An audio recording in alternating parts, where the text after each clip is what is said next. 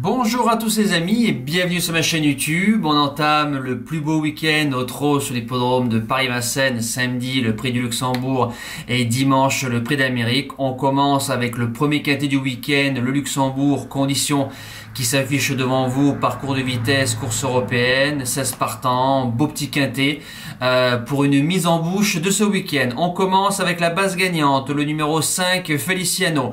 On n'a pas réussi à aller sur le prix d'Amérique. Bon, on se rattrape avec cette course-là. Bon deuxième au 25 mètres d'Élite Beaufour dans le prix Jean Dumouche. Il a très bien couru ce jour-là. Il a fait ensuite huitième du prix de Bourgogne, finissant à sa main avec Andrea Guzzinati. Et récemment, bon cinquième du prix de Belgique. On retrouve David Thomas, très bon sur les parcours de vitesse.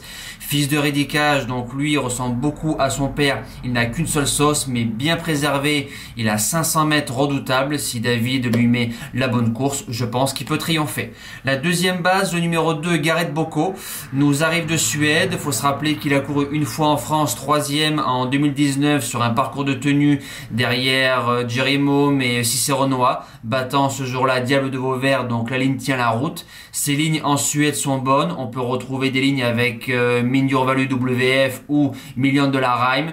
Bon numéro, parcours de vitesse, Raffin qui aura soif de revanche vu que dimanche il ne va pas courir avec le crack Vastem Bourbon, il me décevrait en sortant du tiercé. Premier outsider, le numéro 6, Élite Beaufour.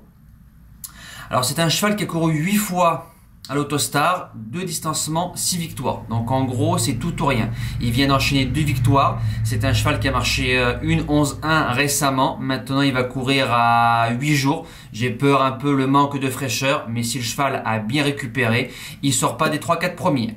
Deuxième outsider, le numéro 4, Express Jet, monte en puissance au fil des courses. Bon troisième du Grand Prix de Noël derrière un certain Écureuil Génilou. Ensuite, quatrième du Bourgogne, côté corde, derrière Zakonjo qui n'avançait pas. Le cheval fait une faute, il s'est bien relancé, arrachant la 4e place. Retrouve peut-être un lot moins fort, bien évidemment, que le prix de Bourgogne. Björn Goop qui est dessus, il a sa place dans les 5 sans problème. Les secondes chances sont le numéro 10, Missile Isle, alors 6e du Bourgogne, avec le numéro 17 et Björn Goop. Là, il y aura le numéro 10 et Franck Nivard. Il a les mêmes partiels que le gagnant Cockstyle. Alors avec un parcours un peu plus près, vu la ligne droite qu'il vient de produire, c'est un cheval qui a largement sa place dans l'argent.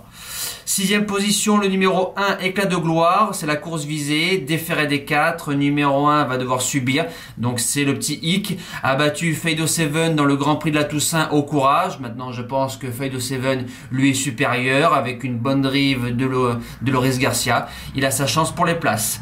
7e position, le numéro 3, Alcoy, vient de refaire parler de lui dans le prix de la Côte d'Azur, bon 4e au 25 mètres, courant très bien, très performant sur les parcours de vitesse, bon numéro. Le lot est supérieur que le prix de la Côte d'Azur, les chevaux de Martens reviennent tout doucement, je l'ai gardé en bout de sélection. Et je termine avec la jument, le numéro 15, Dear Friend, bonne deuxième de Fado Seven dans le prix de Lille avec une bonne drive. Maintenant, mais Gabi Jolomini est dessus. L'avantage qu'elle aura malgré sa position en deuxième ligne, c'est qu'elle aura le dos d'Élite Beaufour, donc elle va pouvoir le suivre un moment. Voilà, si ça se passe bien, c'est une jument qui a sa chance pour les places. Voilà, nous les amis, c'est terminé. On se dit à demain pour le prix d'Amérique. N'oubliez pas le live samedi, bien évidemment, il y aura beaucoup de choses à dire sur les 18 partants. Passez un bon week-end. Merci à tous. Ciao!